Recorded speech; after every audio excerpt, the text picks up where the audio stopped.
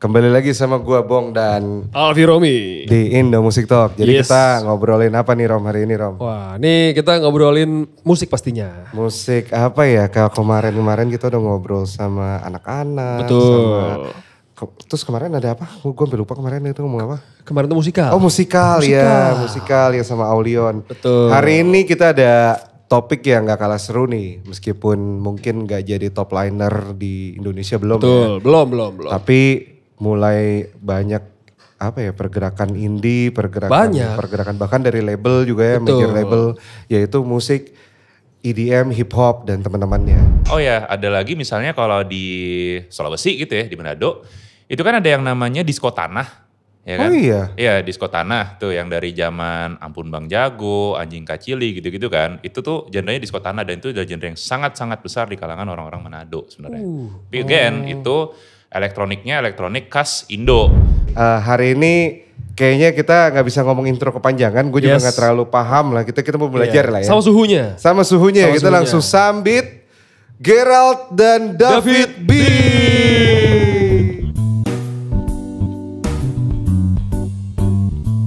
Lil Cindo Boy. Yeah. Jadi hari ini kita mau ngobrolin sama bapak-bapak ini nih. Betul. Karir mereka yang ternyata sekarang udah jadi eksekutif musik, bro. Betul. Jadi bukan cuma musisi doang ya? Bukan cuma musisi doang. Wah, Ini ini- masih topik basa-basi di awal dulu kita. Masih. ya. Basa-basi di awal, hip hop Indonesia makin rame.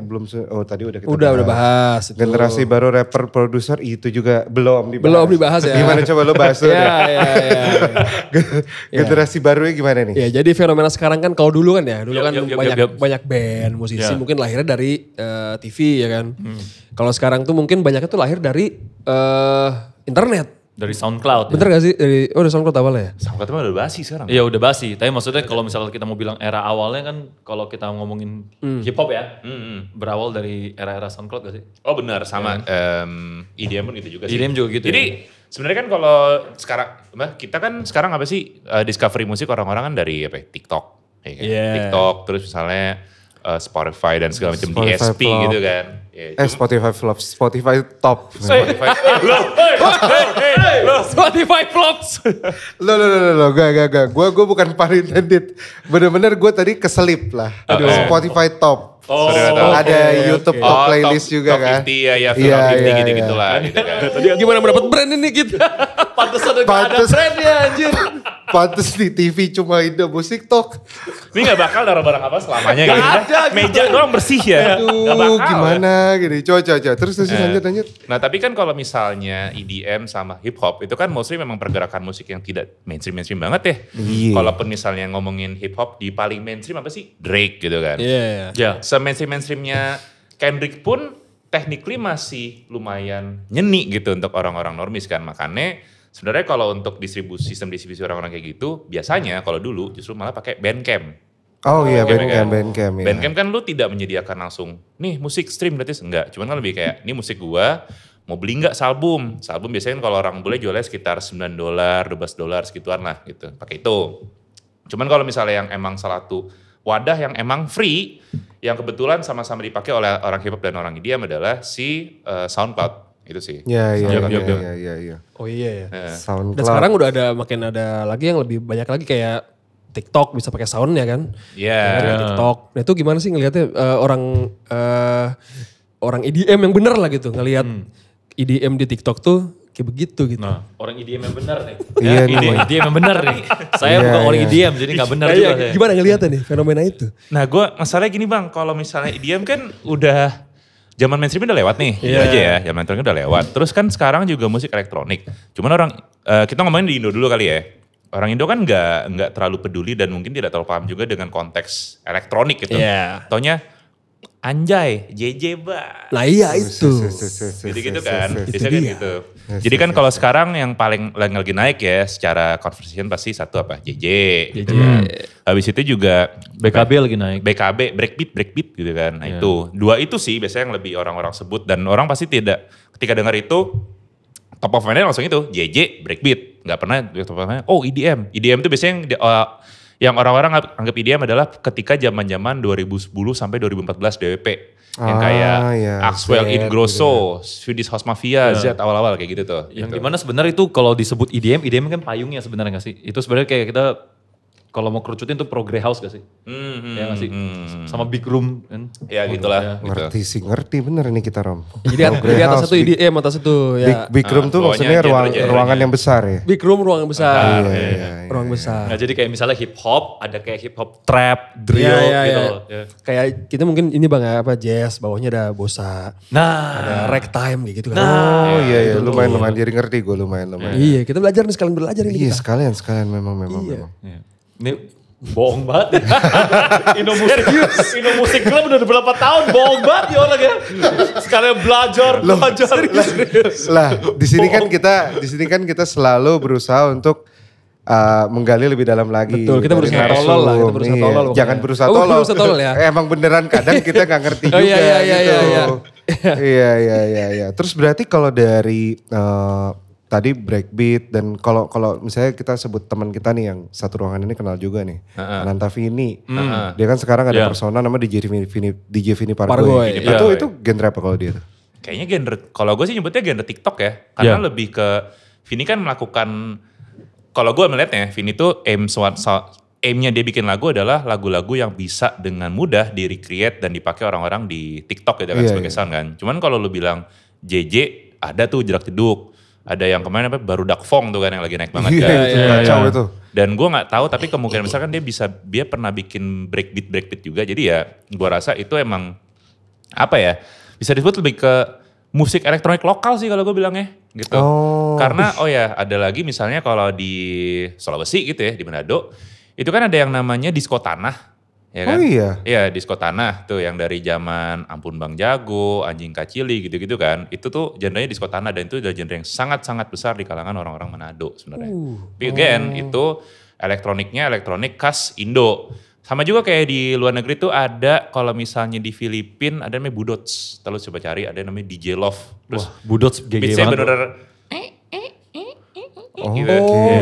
Iya, mirip-mirip. Kayak yang itu gak sih, wik itu bukan? Wik itu Thailand. Oh Thailand tuh ya, itu khas Thailand berarti itu? Iya, sebutannya namanya Thai style kalau itu. Wih, kalau di Masing-masing ada namanya kayak elemen Pokemon gitu ya. gokil, Thai style kayak di Fairy. kalau di Mio Ember, Thai look gitu. Thai look, iya. Thailand tuh menginfluence. Influence ya. Tapi Indonesia keren juga punya style apa tadi? Disco tanah. Disco tanah. Nah kalau siapa tuh yang DJ Desa itu, dia itu apa tuh? DJ Desa itu jedak jeduk sih. Jeduk. Oh jedak jeduk. Iya. Oke. Gitu. Kalau yang dari timur juga kan ada kemarin kan kayak misalnya kemarin gue sempet denger juga istilah namanya line dance. Dari itu Faris Adam ya, statue itu katanya line dance. Itu berarti kalau secara elektronik tuh genrenya dia subgenre apa tuh? Genrenya kayaknya ini deh, emang genrenya mereka juga, genre orang dari timur kayak seperti Maluku gitu kan, Maluku dan sampai ke Papua gitu kan all the way. Cuman seingat gue kalau yang udah statue, Nona Ambon itu memang line dance yang khas mereka, tapi kadang-kadang juga dimainin kok di Manado mestinya gitu. Jadi agak-agak berdekatan mereka tuh si orang Manado dengan orang-orang di timur itu ya. Kalau tidak salah ya gitu. Kayak keyboard soundnya juga unik gitu ya. Iya. Harus PSR tuh. Tapi memang kalian nih itu ada di KPI-nya 1 ton ya untuk mengulik itu semua untuk menjadi expert di situ. Enggak juga. Kebetulan ngulik aja. Kebetulan ngulik ya. Berarti kita tepat ini bang. Tepat Langsung kita ya. tepat. Iya.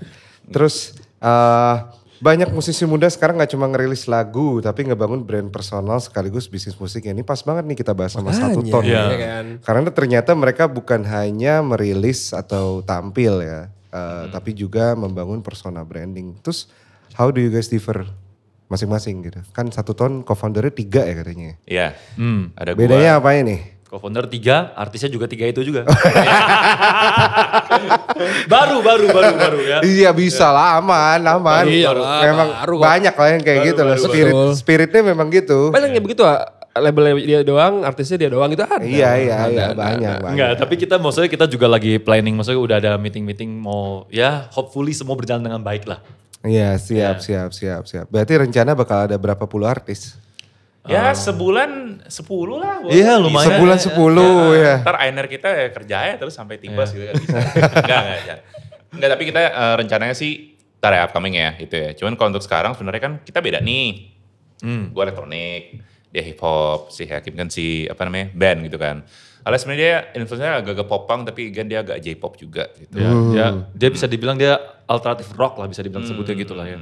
Sebenarnya kalau pembedanya apa, ya jelas dari cara kita membawakannya itu masing-masing udah beda. Misalnya pun kayak gini, kalau misalnya kayak gua yang tipe-tipe lebih ke DJ, produser, tapi lebih ke elektronik juga, itu sebenarnya menurut gue lebih enak ya kalau misalnya kita bikinnya formatnya single aja gitu. Oke. Karena kalau misalnya orang-orang di kita tuh lebih kayak kita kan budayanya DJ adalah memainkan lagu orang-orang lainnya kan, teman-teman kita dimainin juga lagunya kan.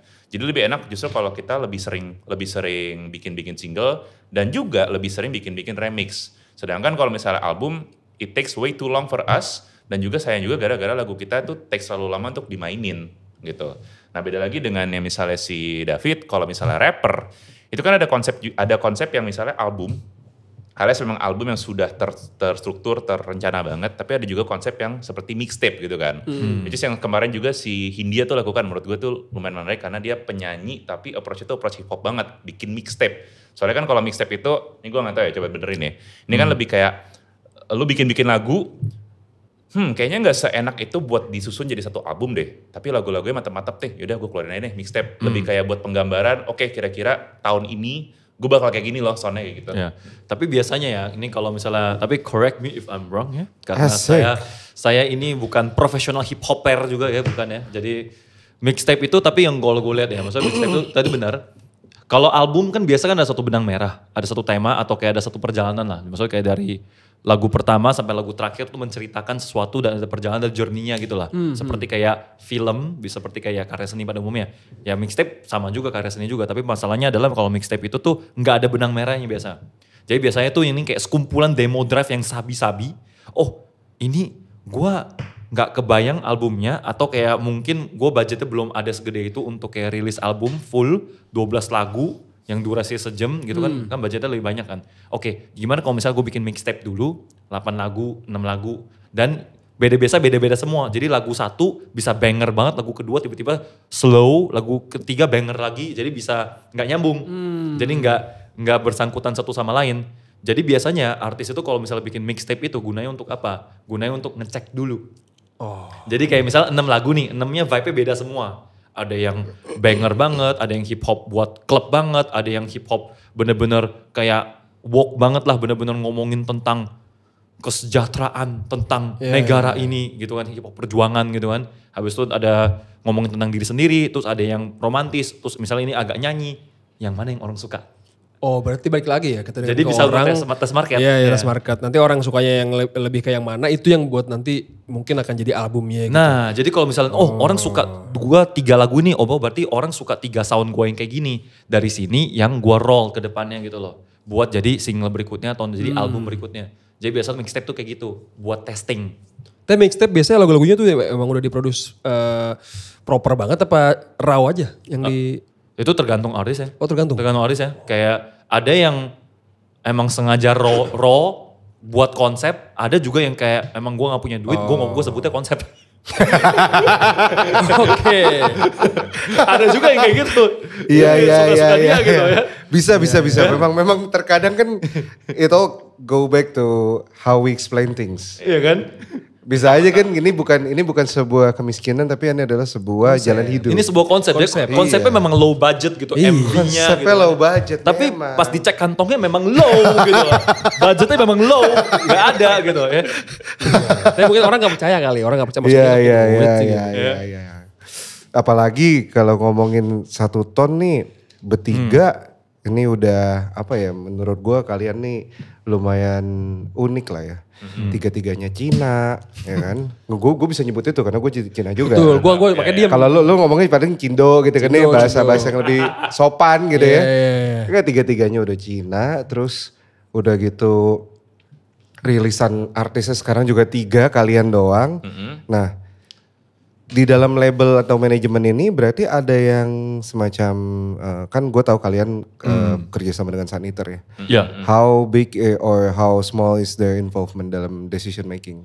Mereka sih involvementnya lebih satu ya, udah jelas banget mereka ngasih kita segala macam business advice and mentoring juga gitu kan. Oke. Karena kan maksudnya kita bertiga ya berangkatnya dari dari bener artisnya artis minded banget.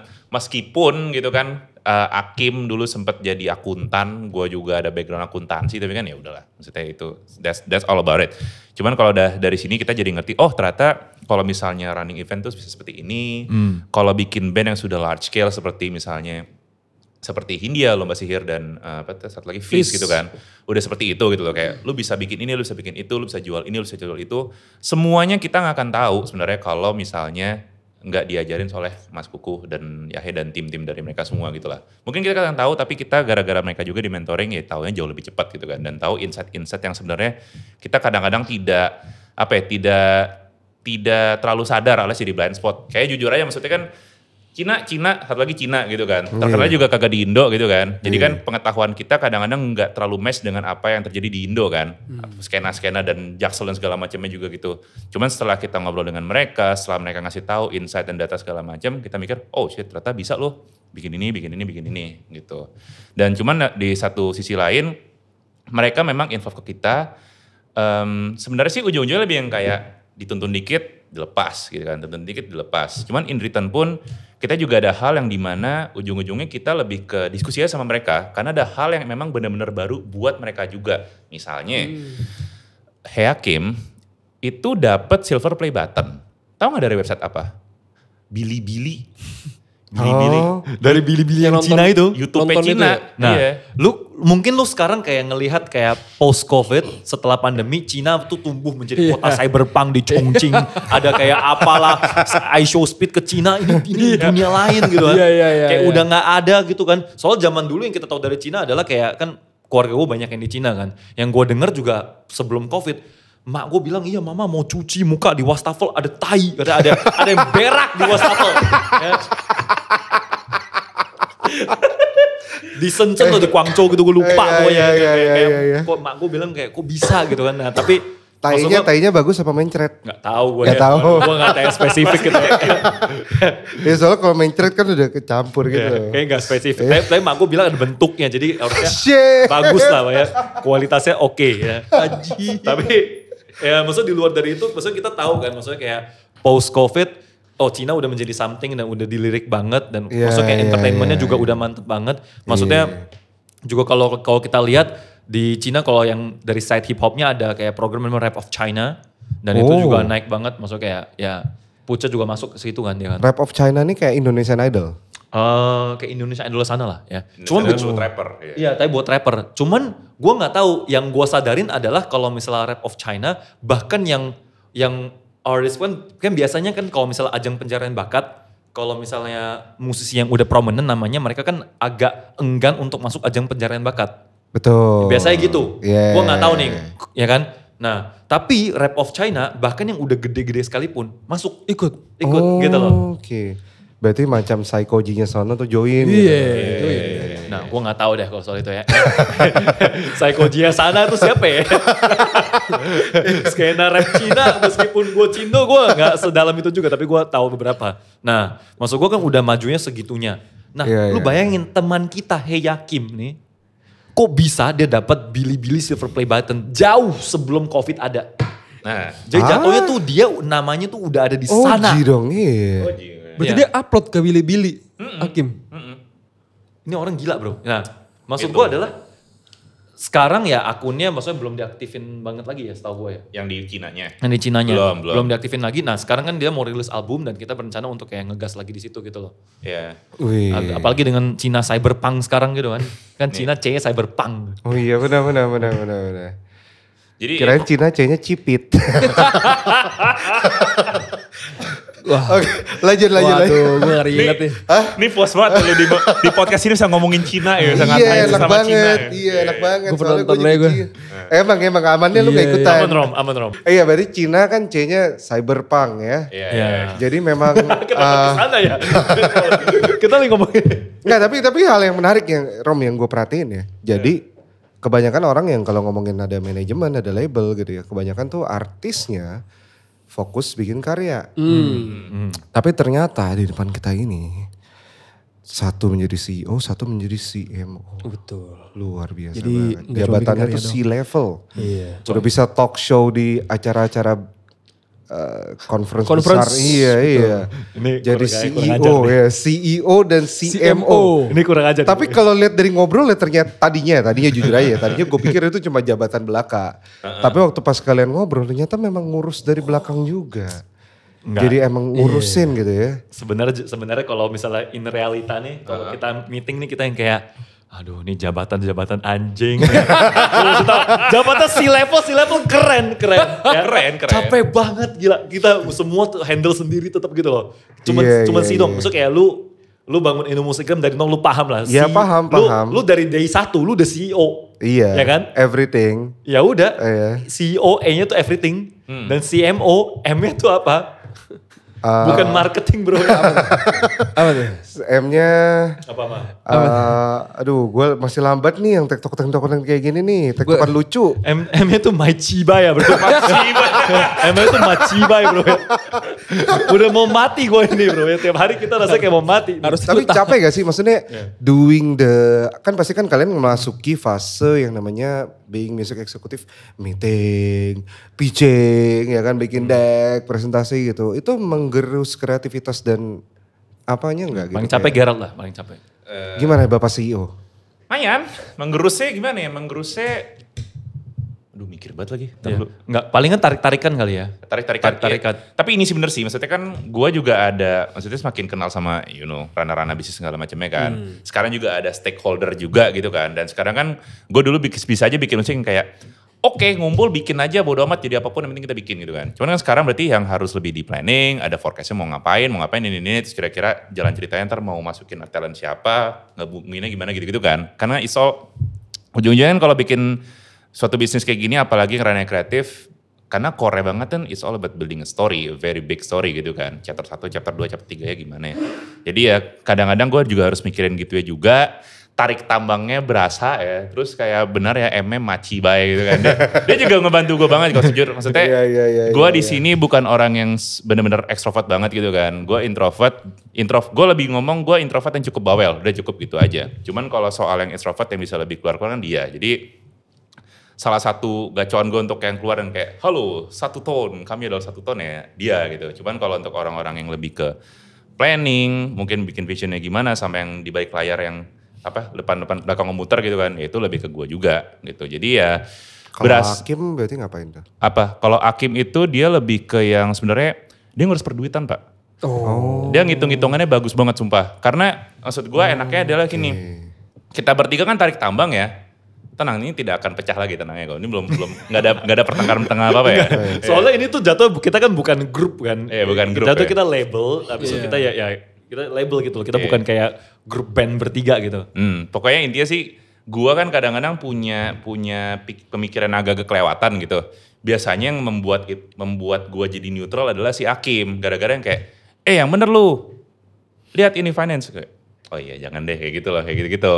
Cuman kalau dianya nggak narik guanya akan kemajuan terus, biasanya kayak gitu. Cuman kalau David, biasanya David yang emang dia kayak paling menjembatani semuanya ya gitu ya. Terus kan dia kan jago bersilat lidah gitu. Jadi kayak misalnya udah mau berantem tiba-tiba dia yang meredam sendiri gitu. Tapi ya senangnya itu sih Bang. Soalnya kan dari sini pun gue juga belajar melihat segala macam kesempatan dalam kesempitan gitu ya. Apalagi kan misalnya gue bukan label yang duar gede banget, budgetnya tidak terbatas gitu kan. Tapi dari situ pun misalnya kita jadi dapat pengalaman baru plus chance baru misalnya setelah kita learning sekian lama. Again, Hakim kan ternyata gede fans base Cina dan juga di Jepang gitu. To the point sampai orang-orang yang mau support dia tuh mostly malah kok dari Jepang semua. Akhirnya kemarin makanya bulan lalu gue bilang, Kim kayak kita les Jepang aja dah sekalian. Ini yang ngontek kita orangnya Jepang semua coy, gimana gitu kan. Jadi udah kayak gitu, cuman ujung-ujungnya ya bisa disimpulkan dalam beberapa bulan ke depan, hopefully malah tahun depan juga, most of the thing that he's doing itu malah bakal jadi Japan based banget. Gitu. Semoga ya. Karena kemarin Hakim juga baru rilis sama remix dari salah satu lagu yang lumayan terkenal juga, besar juga di Jepang. Dia baru collab sama Akasaki namanya, yang judulnya Bunny Girl, tapi di remix versi Hakim. Itu udah rilis juga. Habis itu maksudnya Hakim juga memang ya angka dia secara demografi kalau kita lihat dari back end, Jepang dia juga tinggi gitu loh. Jadi bukan yang kayak bahkan lebih tinggi dari Indo. Jadi sebenarnya Hakim itu listeners dia topnya Indo tuh sebenarnya nomor ke-5 atau 6 gitu kayaknya. Oh iya. Pertama tuh United States, 2 Japan, 3 apalah Filipina gitu. Maksud gue kayak coy untuk lagu lu didengar banyak orang di Filipina, lu mesti jago banget. Semua orang Filipina tuh bisa bermusik man, semuanya bisa nyanyi minimal. Iya. Ya kan? Itu something gitu loh. Dan ketika gue ceritain ke orang-orang tentang demografinya Hakim gitu kan, coy this is the dream number gitu loh. Semua orang pengen punya number kayak Hakim gitu. Tapi ya udah kita maksudnya at the same time ya kita rasa Hakim memang di sini kan dia belum lokal banget nih. Jadi sedangkan maksud gue kayak banyak artis-artis luar negeri semuanya pengen melokal ke Indo. Ya kan? Iya.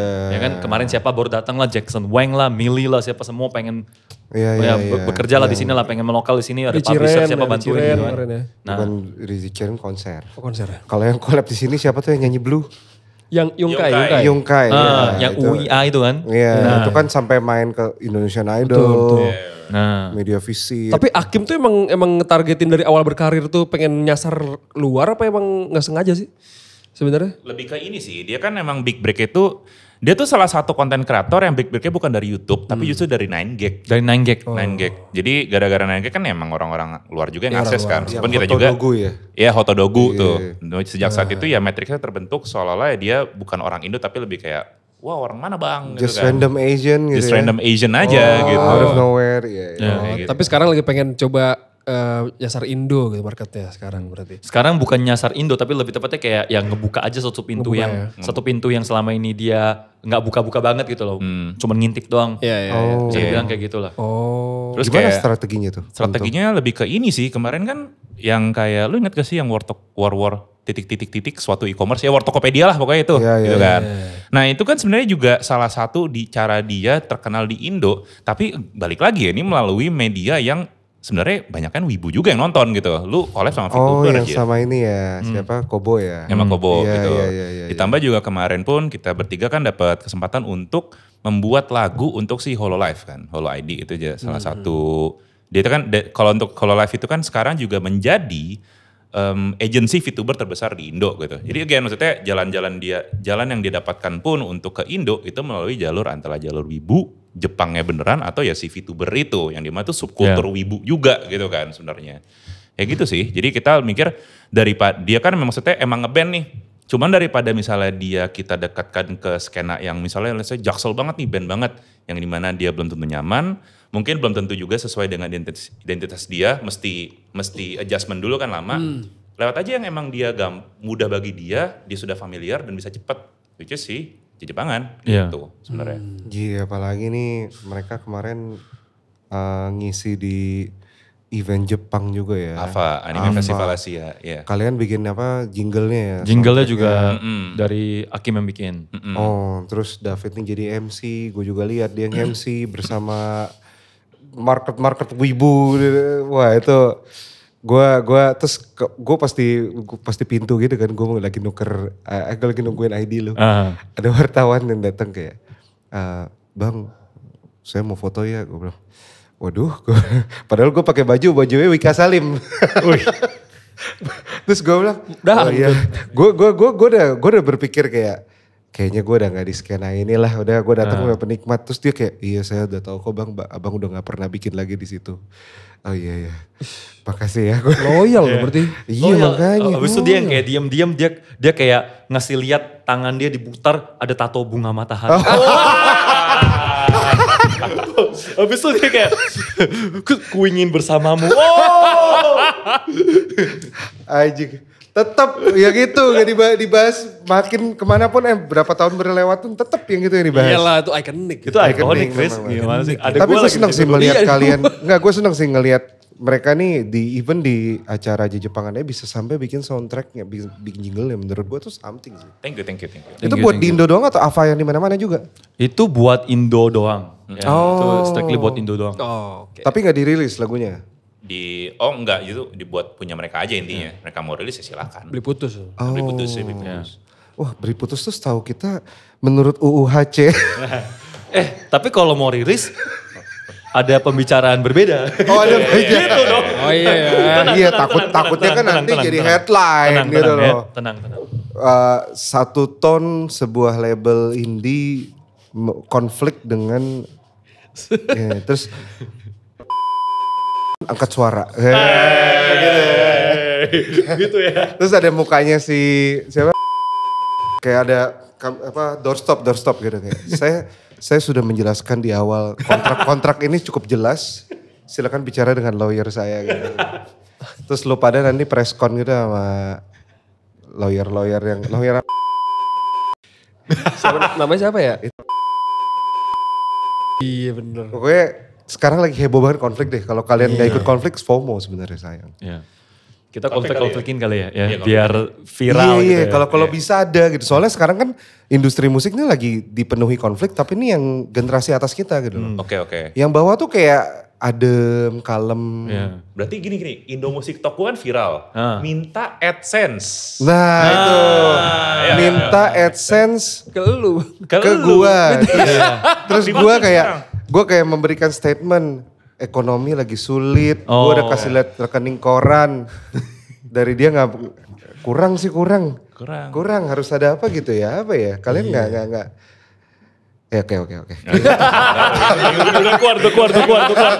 Oke, bentar, gue mau nanya ini nih. Sebagai, tadi kan sempat bahas topik juga sebagai Cindo ya. Cindo. Jadi, kalian pernah dapat stereotype selama berkarir gak sih with during or before 1 tahun gitu? Maksudnya stereotipnya kayak, oh kalau lu Cindo bermusik, musik lu kayak Andy Lau ya gitu. atau lebih tepatnya mungkin David ya. Gitu. Kayak ini deh. Ada gak kayak dapat stereotype kayak gitu karena lu Cindo bermusik atau mungkin pas ketemu keluarga atau temen mereka nyangkanya lu musiknya kayak siapa gitu, ada gak? Ya sebenarnya kan kalau ya kita kan sama-sama Cindo ya. Iya.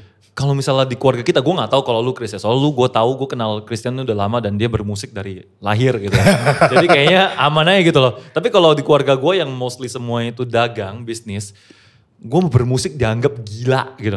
Oh gila. Ya gila kayak lu mau makan tanah gitu. Gue kayak Nggak pakai bahasa apa? Bahasa Hokkien. iya ini bener-bener kayak dikata-katain nah ini boyong yang kia ada cile hobi lah lanciau kia.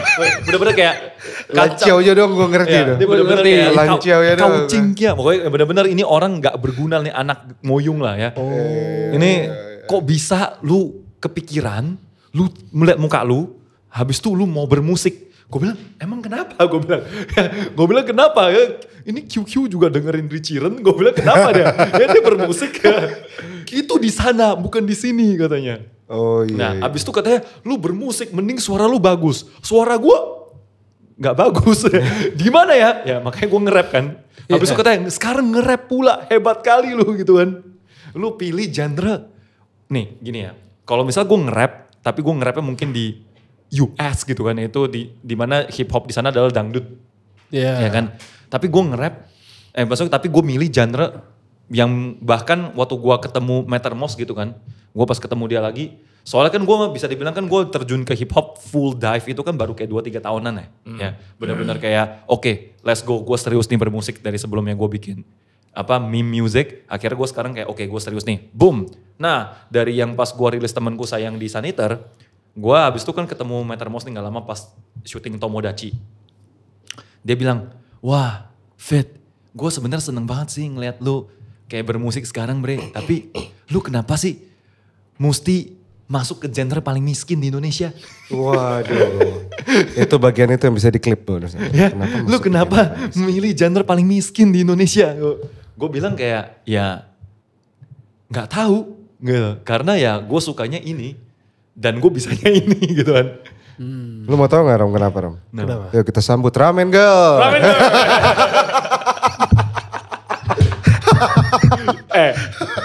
Tapi ya dia salah satu orang pas kita masih bareng, pas kita masih pacaran. Itu tuh dia salah satu orang yang paling nge-push gue. Tapi gak pernah gue lakuin. Dia paling nge-push gue kayak, Fit, lu itu bagus. Maksud lu itu oke, lu itu nice banget. Maksudnya kayak low key. Orang-orang nggak tahu lu punya ini gitu, lu punya skill yang cukup decent untuk lu bisa keluarin lagu lu sendiri. Gue bilang enggak, gitu soalnya pas dia Maksudnya kan dulu kan bareng-bareng terus kan. Jadi pas dia lagi studio time, jadi sering kali kayak dia tuh nanya, Fit ini ngerem sama apa ya? Terus gue langsung jawab ini sama ini gini-gini. Terus dia kayak, lu sebenarnya sabi tahu lu nggak mau bikin lagu lu sendiri. Gue nggak. Oh, wow. Habis itu kayak pas udah putus, baru gue yang kayak bikin lagu gue sendiri kali ya, bam ya. Oh itu berarti kayak rebound setelah putus. Harus putus dulu. Kan putus kan biasanya cowok tuh jadi produktif. Betul. Iya kan? benar. Antara jadi sangat moyung atau sangat produktif kan. Iya. Gitu. Dan ternyata David Beat menjadi rapper, menjadi benar-benar Musik pop. live up to his name. Ada beatnya gitu. Sekarang gimana keluarga sekarang? Sekarang keluarga ya sejauh ini aman-aman aja ya. Makin support atau jadi Iya. Kan sekarang udah si ternyata level. kamu bisa. Iya, sekarang udah si level. Si level berarti Iya leh. keluarga kan bisa kayak Udah- wah bagus. udah direktur. Iya. Sejauh ini sih sekarang aman-aman aja. Aman-aman aja. Sejauh ini aman-aman aja karena kan yang sebenarnya nggak ngerti banget kan kayak ya popo gue nggak ngerti lah. Tapi kan popo gue sudah meninggal ya jadi ya dia nggak ngerti pun nggak ada masalah lah gitu lah ya. Oke, aman Ya, jadi berarti ya. udah aman gitu loh. Iya. Kenapa? Ya, iya kan gak perlu dibahas kalau ternyata gak ngerti. Kalau ternyata sudah meninggal. Gue pikir tuh popo gue kan gak ngerti. Masih hidup. Oh iya. Ternyata sudah meninggal gak ngerti. Ya itu dia gak apa-apa gitu loh. Gue rasa dia mengerti sekarang. Oh ya, sekarang mengerti. Benar. Enggak, ya, soalnya mengerti. kayak ketika lu di surga, gue yakin popo gue masuk surga ini orang Oh iya, baik-baik di dunia. siap. Gue yakin meskipun dia gak ngerti, Tuhan pasti kayak wutsup, dia langsung kayak Oh iya ngerti. ngerti Iya, gitu loh. iya, Ya. iya. Ngerti kan? Iya. Dia pasti pakai bahasa dewanya itu di atas kayak Tuhannya. Iya. Gue takut keseripet kalau bahasa kesini.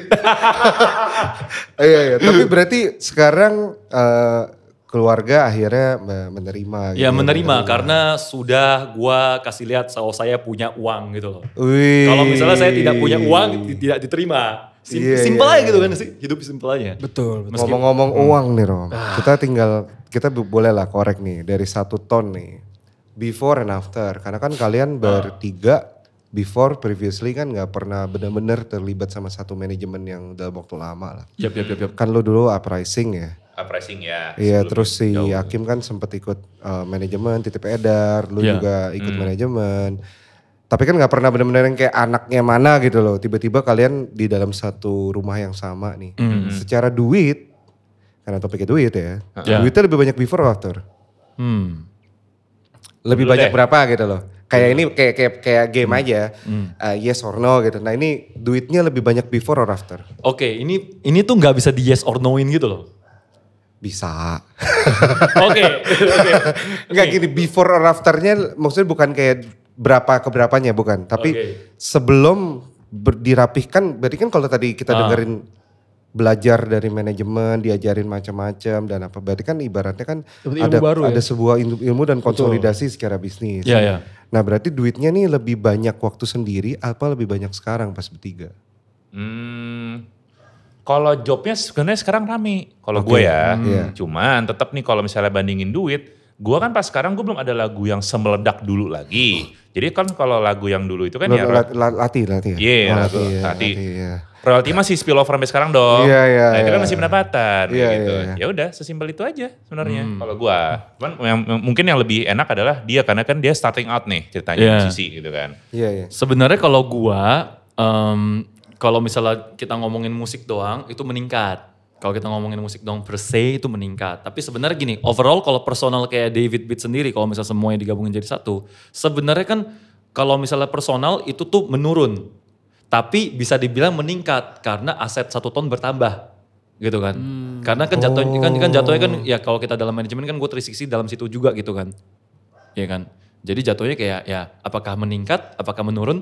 Makanya gue nggak bisa dibilang yes or no gitu. Iya. Berarti memang bisa dibilang ada, ini gue nggak tahu ya benar apa enggak, tapi ada sacrifice juga ketika kalian membuat sesuatu yang sebelumnya mungkin sendiri, sekarang jadi manajemen. Berarti ada sacrifice di situ ya. Ya, tapi secara holistik meningkat.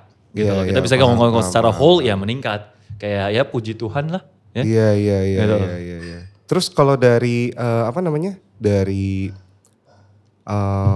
secara manajemen di labelnya sendiri, itu tuh apa sih yang sekarang akhirnya menjadi challenge gitu? Karena kan mungkin ya gue tahu kalian dulu pernah tinggal bareng gitu Iya, ya. iya. Tapi maksudnya kan ketika doing this as a business beda ya gitu. Iya, iya. Challenge-nya apa? challenge di bisnisnya. Iya. Kalau di bisnisnya. Ya. Challenge di bisnisnya ya lebih yang kayak kita semua sama-sama belajar dan kita semua tidak ada background dari business school. Itu aja sebenarnya kan, lebih yang kayak oke, di sini siapa nih yang kira-kira maksudnya kalau di awal kan emang lebih ke voting dulu gitu. Siapa nih yang mau jadi orang paling garda depannya? Ada kayak lo aja Ger, ya udah gua. CEO. Gitu. Pak CEO ya. Iya, Pak CEO. Ya. Pak CEO gitu kan. Terus habis itu siapa yang mau keluar, siapa yang mau ngebacot gitu kan. Nih, yaudah. Pak Semo. Ya. Siapa yang lebih suka di belakang ngurusin teknis dan finance? Oke, yaudah kayak gitu Pak kan. Sevo. Pak Sevo. Pak Sevo Pak Sevo. gitu. Sebenarnya kayak gitu sih, cuman lebih yang kayak maksudnya kan kita ngejual sesuatu gitu. Label banyak ya. Anda juga label gitu kan. Jadi kan kita lebih yang di awal-awal pasti mencari jati diri dulu dan harus siap-siap belok juga. Karena ya inilah fakta yang semua musisi terima juga sejak TikTok seperti sekarang. Tren musik berbelok-belok banget. Apapun yang ada tren cepet banget gitu kan, bergulir kan. Jadi kita juga harus lihat oke, apakah kita mau mengejar buntut si tren ini terus-terusan sampai kita capek, ataukah kita mau side step, kita mencari sesuatu yang baru, ataukah kita malah pengen jor-joran, duitnya jebret, kita bikin yang ini deh, kayak gitu kan. Itu kan selalu menjadi pilihan kan. Lu mau big budget, lu mau nyari niche, atau lu mau follow the trend, kayak gitu kan. But in our case, ternyata yang kita paling nyaman, opportunity paling banyak adalah we make a niche aja gitu. Yeah. Kita bikin satu niche di mana kayak memang kenapa namanya juga satu tone ya, kan kalau misalnya wordplay-nya kan 1 plus 1 gitu kan. Jadi 1 juga adalah 1 gitu kan. Maksudnya kayak lu bisa baca 1 1, lu bisa baca 1 tone, cuman yang benar adalah 1 tone. Kenapa? Karena kita itu pengen bikin sebuah rumah, sebuah tempat di mana karena kita itu tuh bukan bisa dibilang, apalagi gue ya, terutama gue itu tuh adalah content creator yang jadi musisi. Gue YouTuber yang jadi musisi. Pipeline gue sama dengan KSI. Pipeline gue ya sama dengan ya Joji YouTuber yang jadi musisi. Ya kan. Jadi misalnya pipeline gue tuh adalah seperti ini. Jadi seringkali YouTuber kalau bikin musik itu dipandang sebelah mata. Betul. Ya kan, kayak nggak dianggap serius gitu loh. Apalagi kalau misalnya kita nggak usah sebut nama label lah. Maksudnya kayak ketemu sama label-label yang sekuler lah bisa sebutnya gitu. Label-label yang memang mainstream di arus utama. Mereka tuh yang kayak, ini YouTuber, TikToker gitu yang kayak bikin lagu, gitu. Ya kan. Yang maksudnya kayak. Yang ada keluar reaknya dikit. Yang sebenarnya padahal kayak, coy. YouTuber, TikToker ini bagus-bagus. Gue gak ngomongin gue ya maksudnya. Gue ngomongin banyak banget yang sebenarnya tuh bagus-bagus banget gitu loh. Bahkan kalau kita ngomongin bagus, oke, bagus tuh sesuatu yang sangat-sangat subjektif. Ya udah kita cari yang objektif. Kita ngomongin produksi, mixingnya rapi banget. Habis itu kayak soundnya anjir mahal banget gitu. Maksudnya kayak soundnya bagus, rapi mixingnya. Nice banget, secara produksi bagus juga gitu loh. Jadi kita gak bisa bantah kalau ini sebenarnya bagus. Tapi banyak banget konten kreator, musisi yang dipandang sebelah mata. Dan akhirnya ya udah, ini menjadi sebuah keresahan kita juga gitu loh. Dimana kayak Gerald adalah, bisa dibilang Gerald tuh adalah wave pertama dari produser DJ yang konten di sini di Indo. Ya kan? Akim gede dari konten, emang dari awal tuh udah gede nanggek gitu kan. Jadi jatuhnya adalah kita ini berangkat dari internet dan kita akan berikan untuk internet dan kita akan merumahkan orang-orang internet. Jadi bisa dibilang seperti itu. Sebentar, merumahkan itu kalau di dunia kerja agak konotatif tuh. Oh iya, dipecat. Salah. Dia mau mecat bro. Salah. Gue memecat internet gitu ya.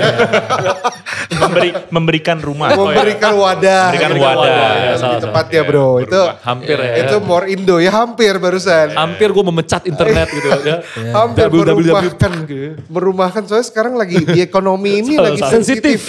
Sensitif banget ya. Sensitif. Banyak orang dirumahkan nih soalnya. Salah. Nah kalau ngomongin artis sendiri nih yang 1 ton aim buat atau kriterianya lah yang kira-kira bisa masuk 1 ton tuh kayak gimana sih? Apa followersnya berapa gitu ya? Yang kayak followersnya dilihat nggak gitu atau genrenya mungkin spesifik ke EDM doang nih, hip hop doang nih atau boleh juga genre lain gitu. Atau mungkin Atau mau gimana sih? jangan-jangan mungkin kemarin harusnya tensi JMC Naikila harusnya di 1 ton. Iya, Wah. harusnya. Ya kan gue liat-liat kayak teman-teman kalian nih gitu. Ini ada info yang ke-spill ini. Ini enggak. Oh mereka nggak tahu beneran. Apa Nggak makanya tahu, nggak tahu. spill di sini. Ini boleh di share gak sih? Gue nggak tahu ini tuh. Gue gak yakin boleh sih. Gue yakin oke kita lupakan ya. Tapi kita ya udah dari tadi dia ngomong sebuah nama ya terus kita hahaha kalian pikirnya sendiri. Anyway. Oh gitu. Intinya enggak, ya. pokoknya gini, tapi fakta yang bisa kita sebar, yang kita bisa share adalah kita sudah dengerin demonya Garamadu jauh sebelum semua orang lain. Iya, Itu doang. iya, Kayak iya. That's 2 all bulan you need to sebelum. know. Iya. Iya, iya. Dah, itu Penasaran kan kalian kan. Gitu. Tapi ya balik ke questionnya Romi sih maksudnya. Iya. Kayaknya waktu gue pun juga pribadi waktu pas dengerin Garam dan Madu gue kayak ngerasa ini kayaknya soundnya kalian nih. Ya modelan ada ininya, ada hip hopnya, ada elektroniknya. Iya. Intinya sih tapi gini kalau ngomongin kriteria artis ya, kita yang nggak ada spesifikasi banget lah. Cuman intinya kita cuman suka 2 hal. Kita suka satu yang nyeleneh, udah itu pertama kan. Yang kedua sama yang punya cerita, itu aja. Iya. You have your story, you have your own look ya atau estetik, udah. Karena kan kalau lu estetik doang tapi lu nggak punya cerita, lu nggak ada substansinya gitu kan. Lu cuman ibaratnya kalau orang ngomongnya kayak, poser lu bang gitu kan, kayak gitu. Iya. Berarti genrenya hip hop atau EDM atau Nggak harus. Oh, nggak harus. Multi genre. Harus. Karena maksudnya juga kalau lu, kalaupun lu ngeband, lu bisa ternyata collab sama Hakim dulu. Kalau lu hip hop sama dia, EDM sama gua. Udah. Gitu. Tapi kalian udah sempat ngerilis yang bertiga belum ya? Yang di 1 ton? Sebenarnya rilisan kita bertiga itu tuh belum pernah keluar ya. Sebenarnya maksudnya kayak kita ada beberapa yang kayak di stash, cuman kayak belum ada yang pernah keluar. Tapi kalau misalnya lu pengen dapat a taste gimana kalau misalnya kita bikin sesuatu bertiga, ya sebenarnya nggak bisa dibilang Hololive, nggak bisa dibilang ini representasi yang bagus ya. Sebenarnya itu kan soal kita produksiin buat orang kan. Iya. Ya salah satu contohnya lah tapi itu. Contoh kerjaan kita buat orang itu yang si Hololive. Yang mana sih? Cikal bakal 1 ton sebenarnya, itu sebelum 1 ton ada sebenarnya. Yang mana sih? Hololive yang mana? Yang sebutannya High Street Time. Iya. Oh. Caranya di Spotify Hololive paling atas sudah. Kita. Jadi yang nulis rapnya gua, yang bikin Instrumentalnya Instrumentalan, si Hakim, ya. beatnya gua gitu. Seru juga collab ya. Seru juga nih. Seru. Tapi tahun ini ada target gak mau berapa artis yang desain atau berapa rilisan yang dirilis? Atau berapa total Spotify rap numbers kan? Oh iya gitu. Bentar lagi kan. Betul. Kan tadi kan akhir tahun Spotify rap ya kan. Kan perusahaan punya target biasanya. Iya kan ada KPI sebagai C-level. Iya. Gimana itu? Itu berapa sih angka-angkanya biasa? KPI-nya sebenarnya kita set di awal tahun dan kita tidak pernah lihat ya. Enggak, sumpah. Gimana?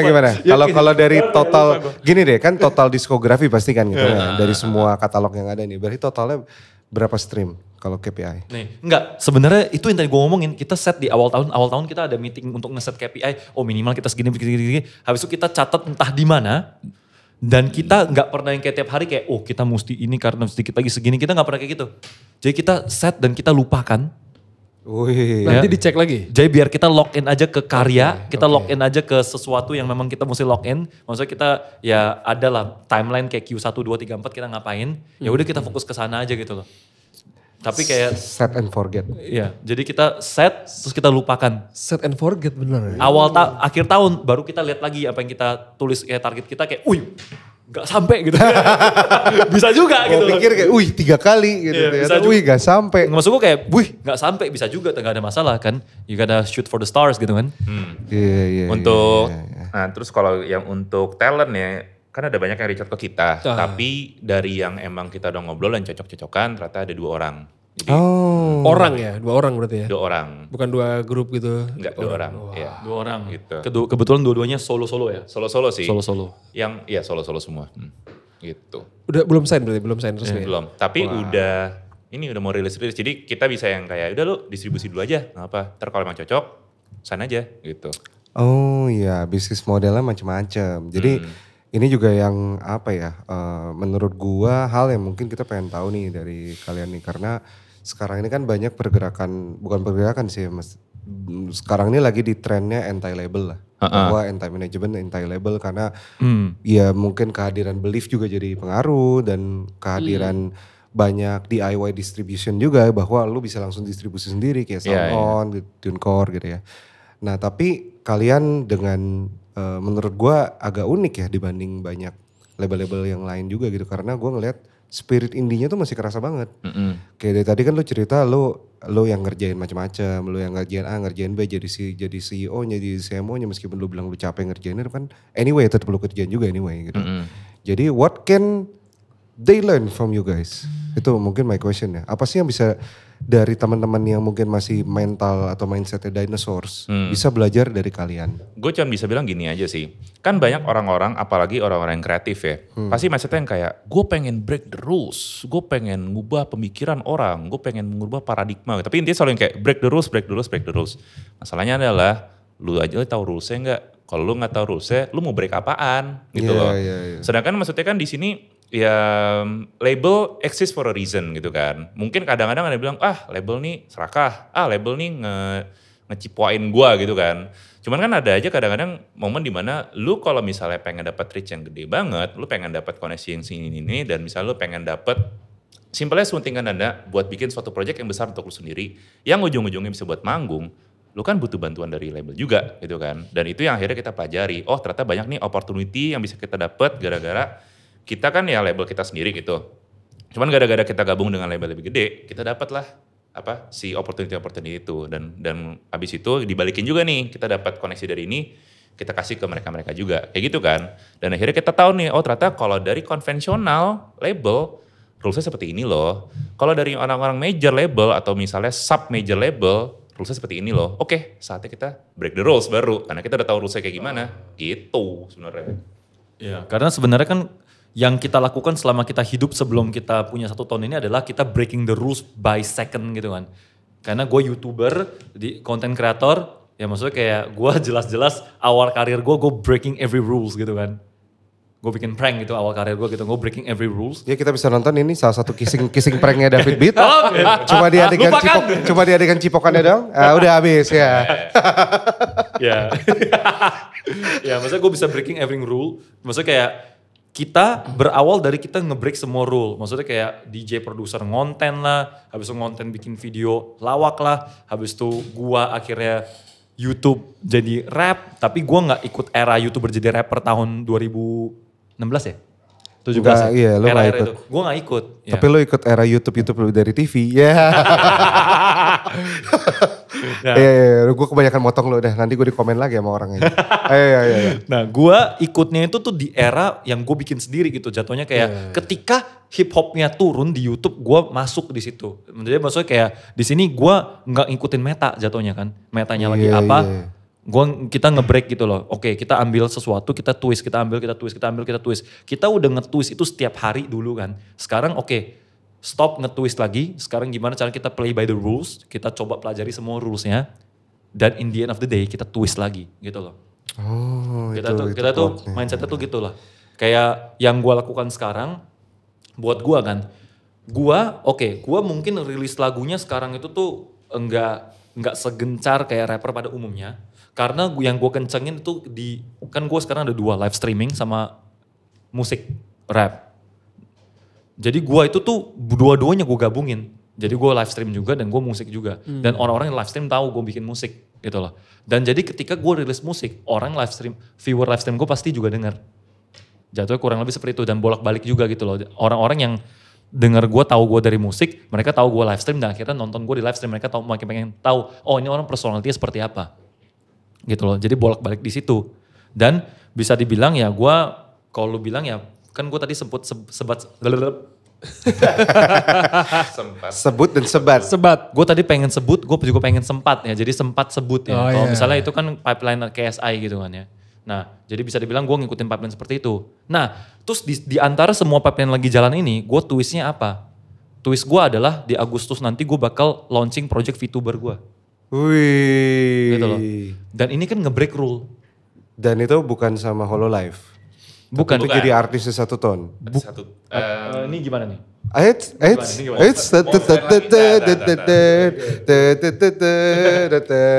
Pokoknya ini tetap bagian dari David Beat, which is tetap bagian dari 1 ton. Nah, itu dia. Aman aja. Itu dia. Lu gak mau jadi kayak begitu. Aman. Itu dia. Aman. Nah, Jadi bisa dibilang kayak VTuber ini juga rencananya bakal rilis lagu juga.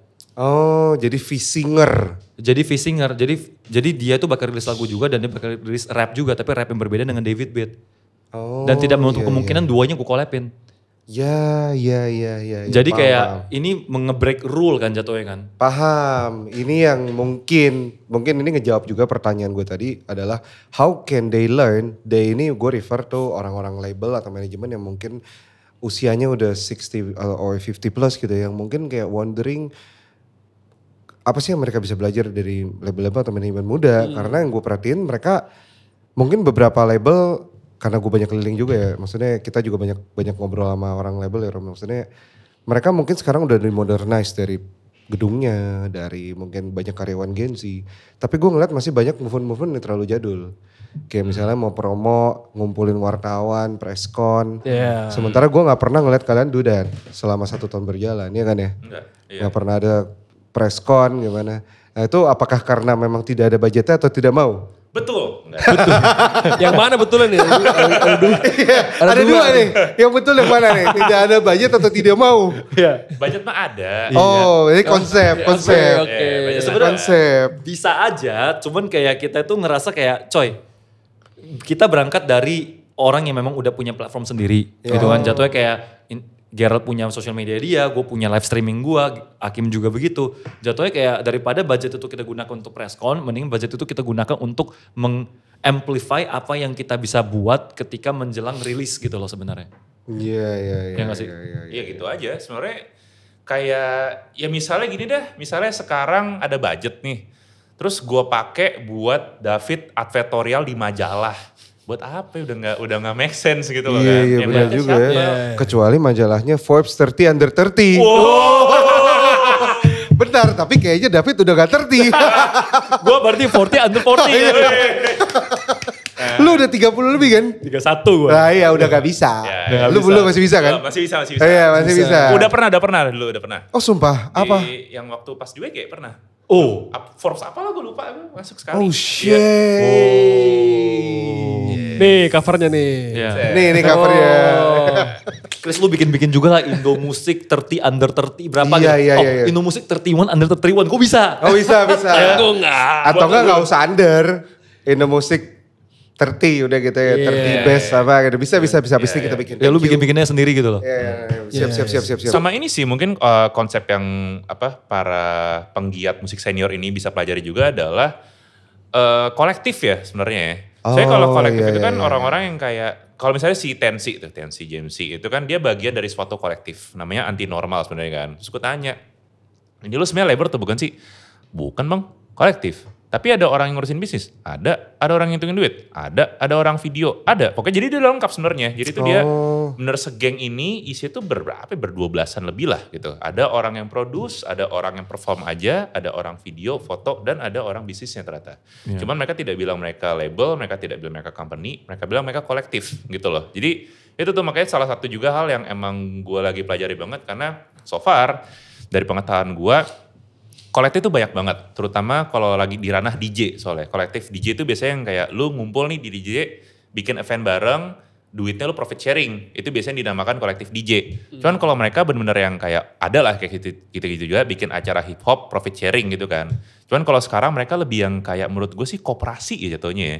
Jadi ketika ada satu artis yang emang lagi meledak banget, kan ada duit kas bersama, itu dipakai buat growth si talent-talent yang lainnya juga kayak gitu. Cuman again mereka tidak bilang mereka label ya, itu kolektif. Karena katanya. tidak ada yang desain di sana.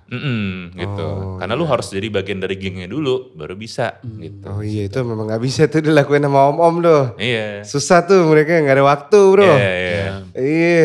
Gitu. Iya bener-bener sih ini yang paling bisa dipelajari nih dari label-label.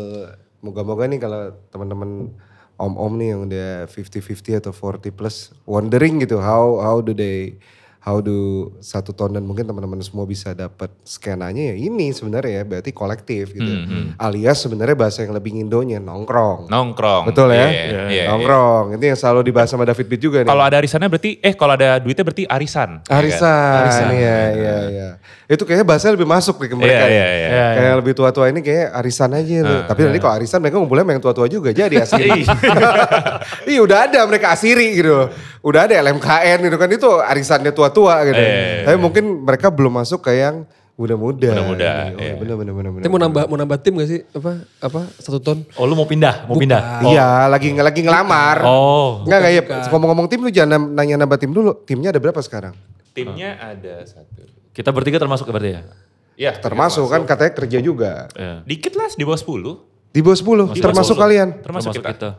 Lean. Oh gue malah ngiranya cuma bertiga doang. Enggak Ya dong. kalau bertiga kelewatan lah. Itu super lean ya. Itu stranded gitu. Itu kalau itu gak usah gue tanya kenapa gak preskon. Iya makanya gue nanya Gak ada tadi. duitnya berarti. Makanya tadi gue nanya kan gak mau nambah tim gitu. Iya. Tapi di bawah 10. Di bawah 10. Oh, itu juga masih keren Iya. juga. Masih lean. Iya lean lah. Dan kegiatannya berarti mostly yang pasti rutin workshop. Yang pasti rutin workshop. Oke. Misalnya kan gua sama Akim gara-gara kita produser ya, sering dapat produksian, bikin jingle ini, bikin jingle itu, terus ya udah manggung-manggung lagi dan ada program-program seperti yang kayak songwriting camp. Iya, gitu. Oh iya. Mantap kali ya ini ya gak kerasa kita ada 1 jam Betul. ngobrol nih. 1 jam ngobrol. Iya nih berarti mungkin ini sebagai penutup nih upcoming plan. Upcoming project. Naik ke JMC gimana? Yang paling deket dulu ya, Iya, Hey iya. Akim, new EP coming soon. New EP coming soon. Nah, dia gak datang gara-gara lagi nyiapin EP-nya BTW. Iya. Oh Aja. mantap, Ya. gak apa-apa aman boleh dimaafin. Abis itu Lil Cindo Boy VTuber version coming Wih, soon. siap. Rieru ya, shout out Namanya ya. Rieru. Rieru. Wah, itu Rieru. paling sulit disebut sama orang Cadeu. Cadel. Cadeu. Enggak, jadi kan IG gue kan Lil Cindo Boy. Iya. Nah jadi kayak gue bikin nama VTuber gue apa ya? Rieru Shindo. Lil Cindo. Oh, Rieru Cindo. Rieru Cindo. Ya mungkin nanti next kita ada topik khusus buat bahas VTuber, Fishinger. Karena gas, kalian berdua juga gue tahu lumayan, lu sempat bikin dulu namanya Kejeblos ya. Iya. Terus dia lagi mau bikin, tapi kayaknya kalau VTuber Fishinger akan lebih kompleks lagi topiknya nih. Ya nanti next avatar gue di sini ya. Avatar, boleh. Jarang nih kayak gini nih VTuber udah reveal dari awal. Udah ke-doxing. Iya biasanya kan kita gak tahu siapa gitu kan. Iya. Bisa ganteng, bisa Cantik gitu bisa ya. cantik, bisa ya udah yang lain gak aman. Tapi suaranya sama, suaranya sama. Suaranya sama lah maksud gue beda-beda. Oh, Oh suara begini? Lu gak bikin jadi apa chiptune? Ada lore-nya bro. Oh ada lore-nya. Lore-nya adalah gue terisekai gitu loh. Oh oke. Jadi gepeng gitu loh. Iya. Wow, Tapi tetap rapper. Wow. Itu akan menjadi keluarga barunya 1 ton. Betul.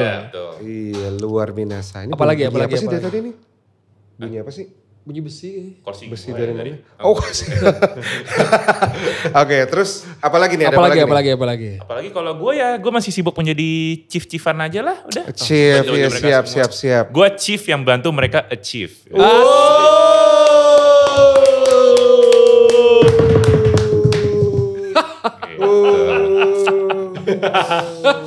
Lu kenapa collab gitu anjir. 1 ton ya. Chef yang bikin mereka achieve, gokil. Keren. Umur 29. 29. 31. Akim? 31. Sama kayak gua, 31. Gue paling bocil. Ini muda dan berbahaya. Anjir, udah berbahaya. Muda dan berbahaya. Tinggal banyak talk show aja di mana-mana nih. Aduh. Conference gitu ya. Conference ya. Iya. Banyak lah conference sekarang lah ya. Terus udah ada lagi atau udah? Udah itu doang sih. Udah itu aja. Ya Apa mungkin lagi last. Ada pesan gak buat mungkin, ini gue suka banget nih pertanyaan nih, gue juga gak kebayang nih gini. Untuk musisi baru yang mau berkarir di genre seperti kalian, tapi berangkat dari minoritas. Ya, langsung ke gua semua ya. Gue gak segitu. Karena kalau hanya musik yang mau berkarir kan ya jawabannya juga klise lah anjing. Bikin dulu Paling lo aja. bilang bikin dulu aja. Gak usah ini, lu jangan pusingin aja bikin aja bangsat. Kalau- Udah yang ini deh yang minoritas yang kalau nggak minoritas nggak didukung deh. Oke. Kalau menurut gua sih nggak usah. Kalau bisa jangan ya. Makin drop. Capek banget gitu loh. Kayak lu tuh main God of War, tapi difficulty give me God of War gitu loh. Ya kayak lu paham gak maksud gue? Langsung expert gitu difficulty-nya. Jadi lu bayangin lu udah minoritas, lu bermusik, habis itu lu cari genre hip hop minoritas juga genrenya, habis itu lu berkiprah di Jepangan yang niche, kayak gue cari apa sih di hidup gue gitu ya. Tapi ya itulah yang menjadikan keunikan dari Satu Tone. Itu dia, maksudnya kayak keunikan yang gue capitalize di situ lah. Karena menurut gue ada minoritas, sekalianin aja lu udahlah daripada ribet. Gitu Oke. Kayak misalnya nih, kayak lu musisi dari Kalsel, gue gak tahu sebut-sebutnya yang ngasal gitu kan, kayak oke, ya udah lu tumbuh dengan apa, roots lu apa, ya udah di situ aja gitu loh. Iya. Kalau dari gue pribadi sih gini aja. Lu lihat secara objektif tren sekarang. Lu jujur aja sama sendiri-sendiri. Lu cocok gak sama apa yang lu lihat? Kalau lu gak cocok, jangan lu paksain. Belum tentu dapet cuan, yang ada lu bete sendiri kan. Ya. Cuman jangan khawatir. Di sini maksudnya gue gak akan bilang semata-mata buat aja dulu, tapi tetap banyak opportunity. Belum tentu di Indonesia, tapi di luar banyak banget. Bro, sekarang kita very well connected sama Southeast Asia, sama Asia juga. Ya. Chance-nya pasti banyak. Ya. Gitu aja. Kalau lu nggak tahu lu mau connect ke siapa, hubungilah Satu Tone. Betul. Oh, itu dia, itu dia. Tadi gue akan jadi chief yang buat lu achieve. Tinggal kita tunggu di bio Mantap Instagramnya. sekali Lati guy, mantap. Jadi biar ini tetap valid karena kita bakal pakai thumbnail with Genius. Tuh. Oke. Kita nyanyi. Kita nyanyiin ya. Kita nyanyi dulu. Iya. Gimana ya? Lu beatbox. Everything has changed. Gue bass. Ah. Lu. DJ. Iya. Gue DJ. Gak, jangan. Nanti abis ini gue takutnya di komplain. Royalty. Royalty. Gue gak siap buat Iya. diserang kayak Agnes Mo. Gue gak siap. Iya. Meskipun sama-sama Cindo tapi gue gak siap. Oke kalau gitu. Terima kasih sudah menonton dan mendengarkan episode kali ini Terima bersama David Beat dan juga Gerald. Yes. Gue Bong dan Gue Alfi Romi. bye-bye. Sampai jumpa di berikutnya. Bye. Lu kagak ada kayak stay bla bla bla blu bla blu gitu. Nggak ada. Nah itu dia. Gue bukan orang hip hop bro. Apa? Coba buatin buat kita dong. Stay apa? Stay music. Indo Music Talk, we walk the talk. Wow.